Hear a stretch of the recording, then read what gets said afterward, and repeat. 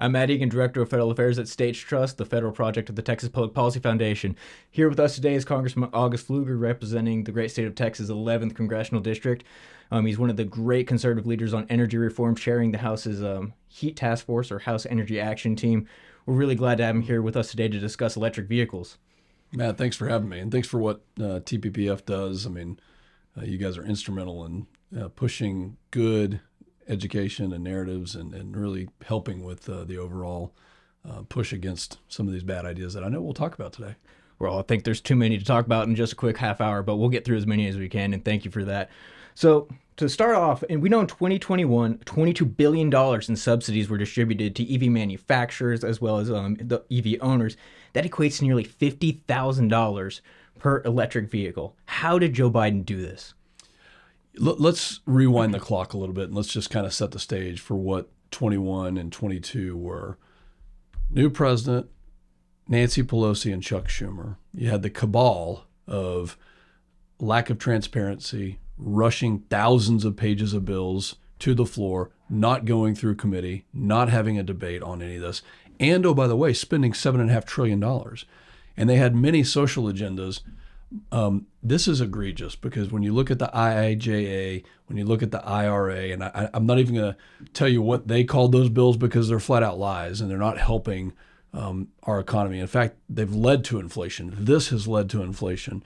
But there were massive green subsidies in each of these bills, specifically in those two, that allowed these electric vehicles to be propped up artificially. Because when you look at the demand in our country, it's not there. You know, it's just not reasonable. I know we'll talk about some of those issues, but we're talking about thousands of dollars per electric vehicle just to make them somewhat competitive, and not for middle class Americans, but for those who are wealthy, those who have additional funds. And by the way, in those garages where those electric vehicles are, in almost all cases, there's also a normal an internal combustion engine car. So the way it was possible was rushing it to the floor, passing non-transparent bills, trillions of dollars in subsidies, and acting like there was this, major demand and this major benefit to the climate, which I completely disagree with. It's not there, that existed. And I think manufacturers are looking at this going, oh my gosh, we're in real trouble if we continue down this path. And they did this without a single Republican vote with both bills, correct? That's exactly right. Not a single Republican bill. And then they come back and they say, well, we talked to the manufacturers, we talked to industry, we dealt with everyone across America. That's not true. They didn't. They had one agenda, and that was to kill fossil fuels. And they thought that by doing some sort of mandate, by propping up electric vehicles, that they would be able to do that. And we know the real story. Well, Americans need to understand every time they see one of those EVs on the road, that is $50,000 in their taxes on top of what the owner is paying to the dealer when they purchase the car. Their model is take from all Americans so that a few can benefit. Mm-hmm. Look, I personally don't have anything against an electric vehicle. If you want to put it on the market, put it on the market. Let it compete. If that's the choice that you want to make, and I know some people just like electric vehicles, that is fine. Mm-hmm. They should have that choice. What I do have a problem with is you and me, Matt, paying for other people to buy that electric vehicle, subsidizing other people's choices when it's not. You tell me one rancher in the district that I serve, one farmer in the district that I represent that thinks electric vehicles are a good idea for their business. I can't find a single one. No, sir, and that's why they don't seem to be growing in rural areas, certainly for one reason. So, another issue is the Department of Energy just renewed a multiplier that gives EVs nearly 7 times more credits than they should receive based on their EPA-rated fuel economy. This multiplier adds $15,000 in subsidies as well to EVs. How can Republicans fix this fuel economy standard and prevent this kind of abuse from a president and unknown nameless bureaucrats? We're working very hard using CRA process, the Congressional Review Act, and that basically pushes back on these executive orders that the president is doing without the consent of Congress. We're the ones, Congress, the legislative branch, are the ones that have the power of the purse. We all know that the White House has abused that time and time again. This is a perfect example.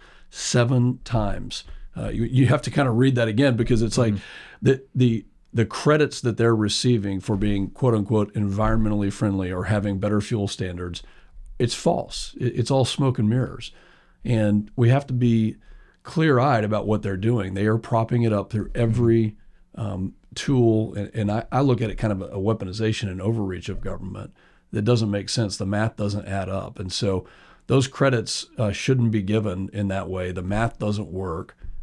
We are going to use every legislative tool we have, including that CRA, to reverse these bad policies. And we can only hope that we get a Republican, Donald Trump, in office in next year in 25, elected here in this November, that we can get back to reality and not have these artificial propped up subsidies that aren't fair and transparent to the rest of Americans.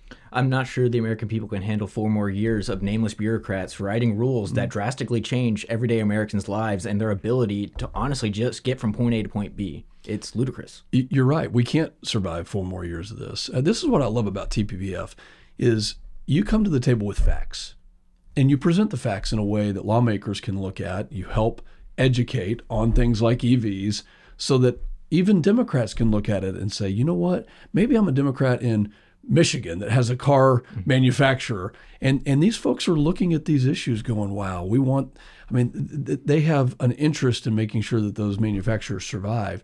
And when you look at something that's as egregious as this and the math that they've done, it's not in the interest of our economy. It's not in the interest of our national security needs. It certainly is not in the interest of those manufacturers. Yes, even with President Biden still in office, manufacturers are already starting to turn away from this agenda that he's trying to force down their throats. And we're seeing that because nobody's buying these cars. You're right. I mean, how many of these vehicles are sitting on lots and they're trying to clear them out? I heard a story yesterday about somebody going on a trip. They were going to rent a car, and the only thing they had was an EV. And they said, no, we're not going to take an EV because we don't know where the charging stations are. You know, it's actually a safety issue. Can you imagine a young family with young kids stranded on the road because they can't find a charging station? I mean, they haven't thought these things through. What about a hurricane that happens and you're trying to get people in a massive evacuation effort out of a place like Florida? It doesn't work. You know, these are real issues we have to consider. And it's a major problem actually for first responders as well. That's something nobody ever talks about. These batteries are borderline explosive. They once you put the fire out, they can continue to catch on fire for days after the actual accident. Yeah. Not to mention the obvious ability to be electrocuted. Matt, we actually had a hearing in Homeland Security. Not only do I sit on Energy and Commerce, but I sit on Energy and Homeland Security, and we talked about this with first responders, firemen from New York City.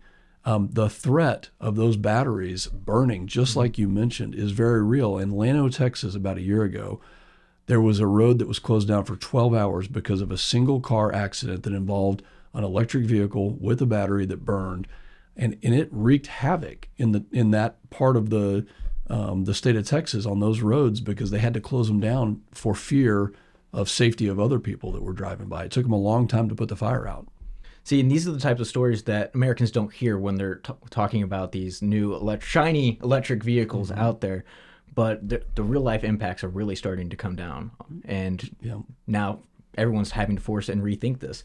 But this is all part of the left's anti-carbon agenda and kind of a reducing environmental impact, as they like to say. So are these EVs, do they actually have a lower environmental impact? They don't. And one of the things, if you really care about those emissions, then look at the life cycle of the emissions, okay? It's not just the snapshot in time where that electric vehicle is driving down the road from point A to point B today. Let's go back to how it was manufactured. First, 90+% of those critical minerals that build the batteries, that add into the batteries, nickel, copper, lithium, the other cobalt, where are they produced? They're produced in China or from Chinese-owned mines in places like Africa using slave labor, okay? And they certainly are not using environmentally friendly techniques. They're actually using coal plants. They're burning way more emissions than we can even understand. But secondly, there's a lot of those products that don't have good emissions on the life cycle of the vehicle. And the math that they're trying to tell you, the smoke and mirrors that they're trying to say, well, they're environmentally friendly. Well, where's the electricity coming from to charge them? What about the other parts of the vehicle that come from different places around the world that are not environmentally friendly, that certainly don't respect human rights, like we've mentioned. So no, they don't. It doesn't add up. When you look at the life cycle, not just a snapshot in time, internal combustion engines, and what about hybrids? Okay, if you care about sustainability, well, hybrid's not a bad option for you because it's actually reasonable and it takes good technology. So these are the conversations that we're having. We've had many hearings on the Energy and Commerce Committee about EVs, and the administration just is completely out of touch with reality.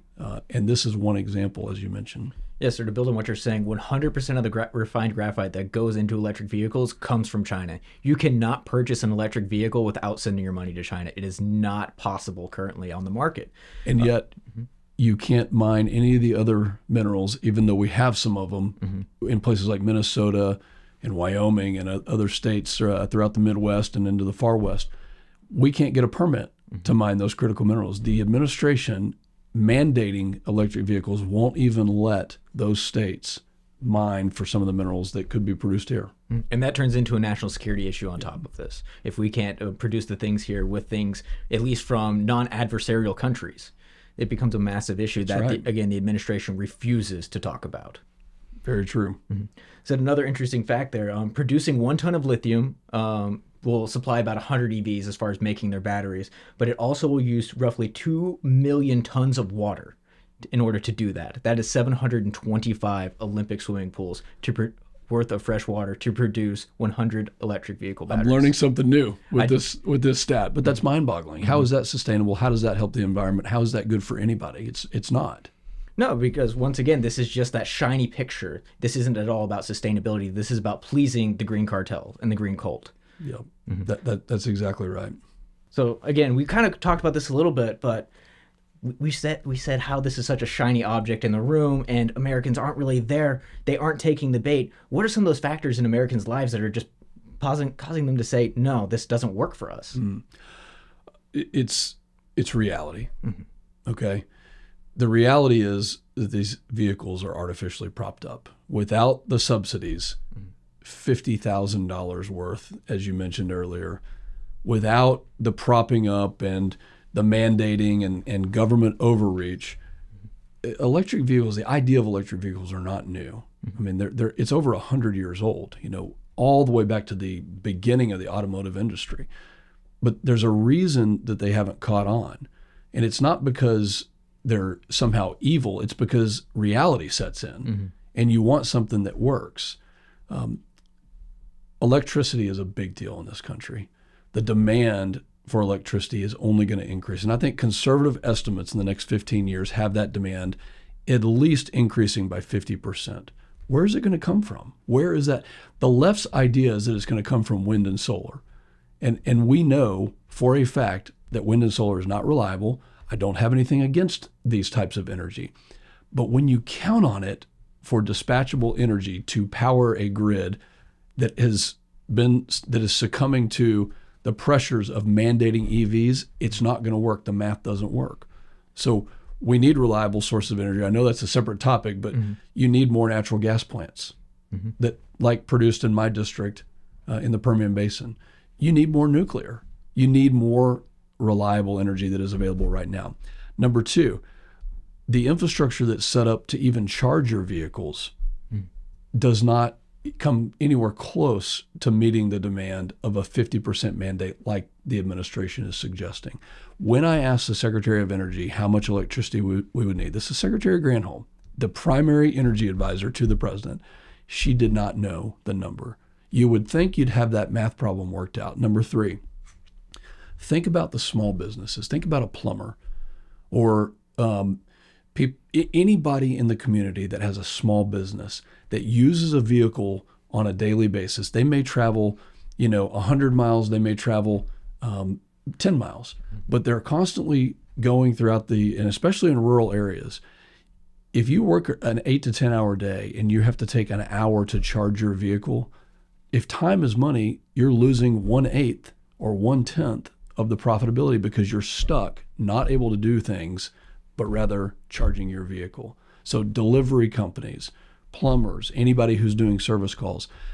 The reason that this is such an issue, Matt, is because the administration has thought through none of this, and Americans are facing the reality that they just don't meet the needs of our lives right now. Unfortunately, it's another instance of this president giving into a very radical base, which not only doesn't want to, refuses to even attempt to look at facts, and instead just pushes a narrative in face of everything. And all those issues you just mentioned, they are all together. They all interact together. For example, we know a fast charging station for an EV to charge a battery in 30 minutes uses the same amount of electricity as a small grocery store in that amount of time. Wow. Our grid cannot handle that. It's not built to do that. We've already seen, you talked about renewables, and I think we should talk about that. We know that they aren't reliable. We've seen it in Texas, unfortunately, with Winter Storm Uri. When things get bad, they tend to be the first thing that go down, versus coal and LNG don't stop. That's right. In those moments. So all these things are together. They're all together. It's all wrapped up into this artificial fairy tale that the radical progressives have hijacked the president. They've hijacked the Democrat Party.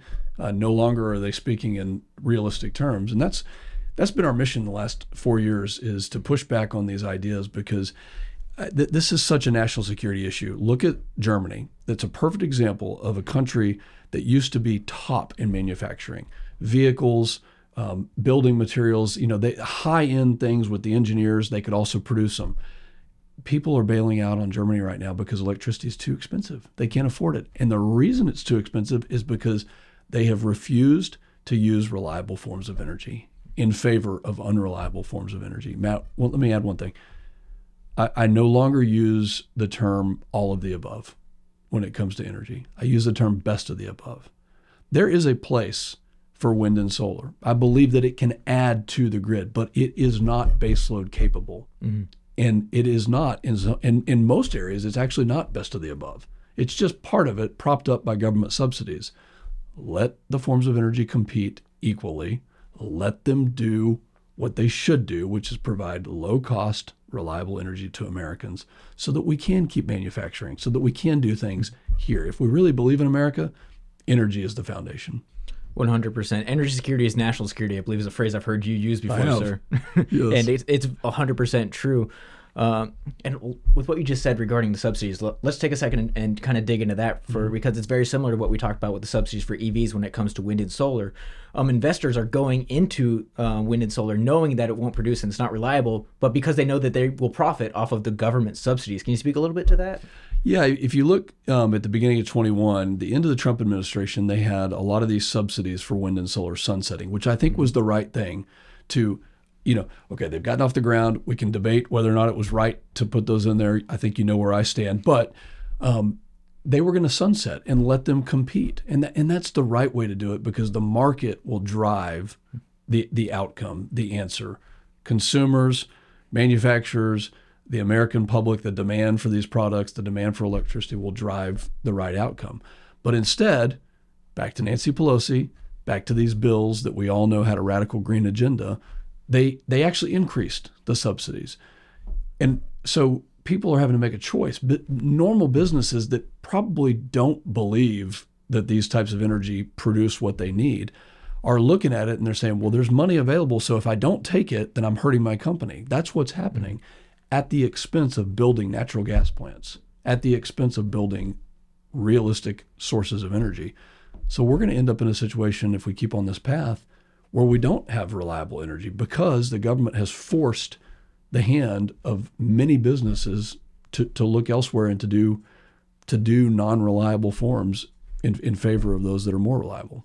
Yes, and we're already seeing these consequences. We're purposefully, it seems, the left and the media aren't connecting the dots between rolling blackouts in the summer in California and your ability to not them saying, "Don't charge your car, please," or "You're not going to have air conditioning or power in your house."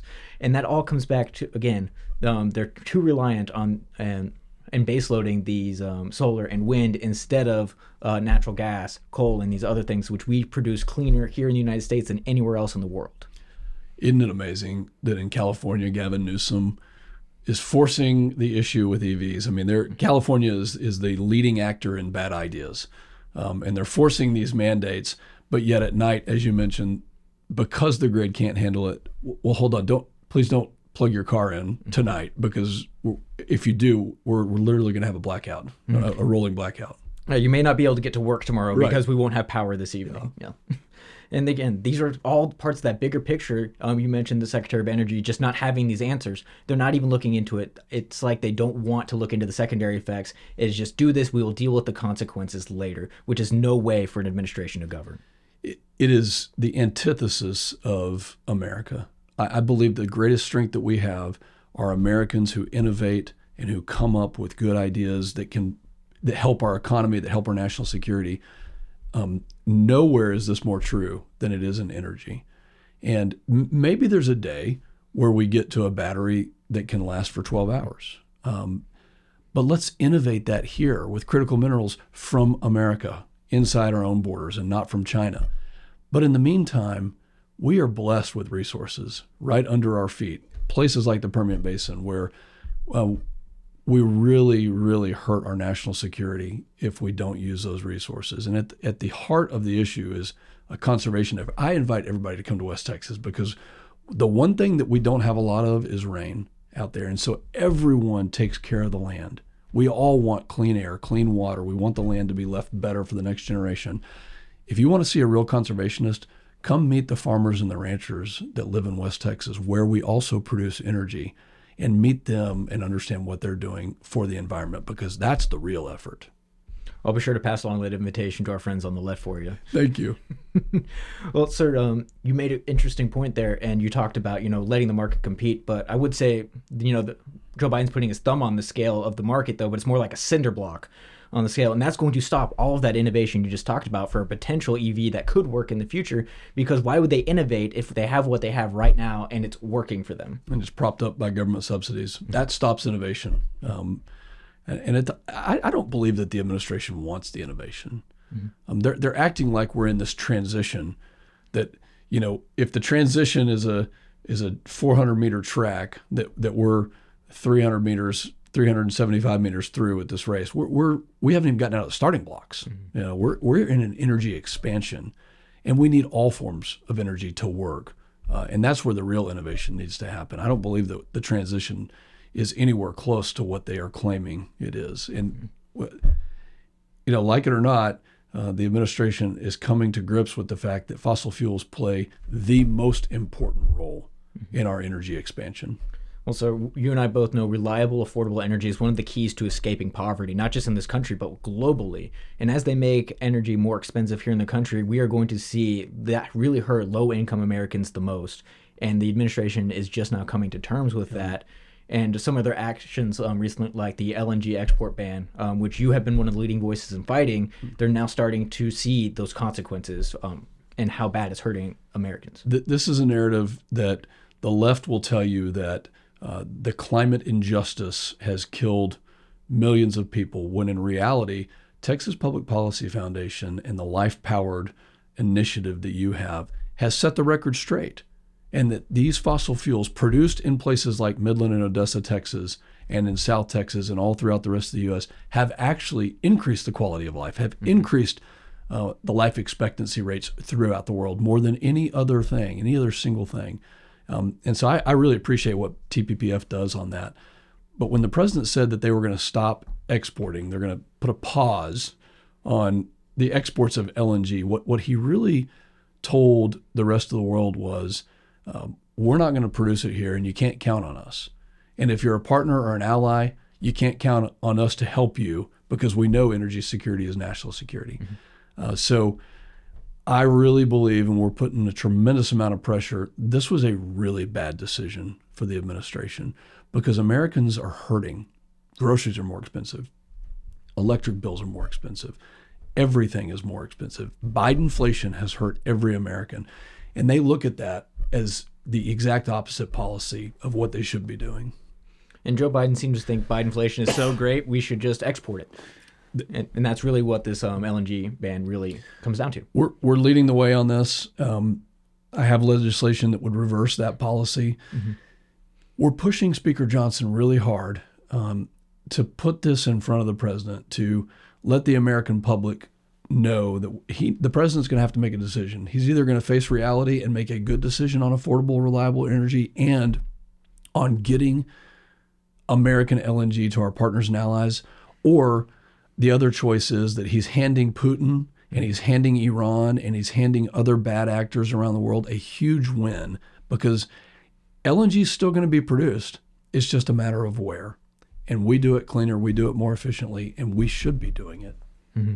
Yes, and once again, if the left really cared about a cleaner environment, they would want us to do it here, where we do it better than everybody else in the world, exponentially, not just by a small margin. You're absolutely right. And I recently traveled to do a trip on counterterrorism to understand where some of our partners and even allies, countries like Turkey, are in the fight against terrorism. One of the things that we also did was we talked about the national security needs of energy. And in Turkey, in a place like Turkey, where they're at the crossroads of the East and the West, and with all the terrorism issues to their south in places like Syria and Iraq and Iran, they're at the crossroads of it. Their main concern is making sure that they have enough energy in their country. And their main request was, please send us more LNG. We want American LNG. That's how important it is to countries around the world. Well, someone should tell the man at 1600 Penn. Maybe he'll change his mind, but either way, your voice and our voice will be not just pleading, we'll be banging down the door that he needs to put American energy first, to put America first in this country, on the globe, excuse me.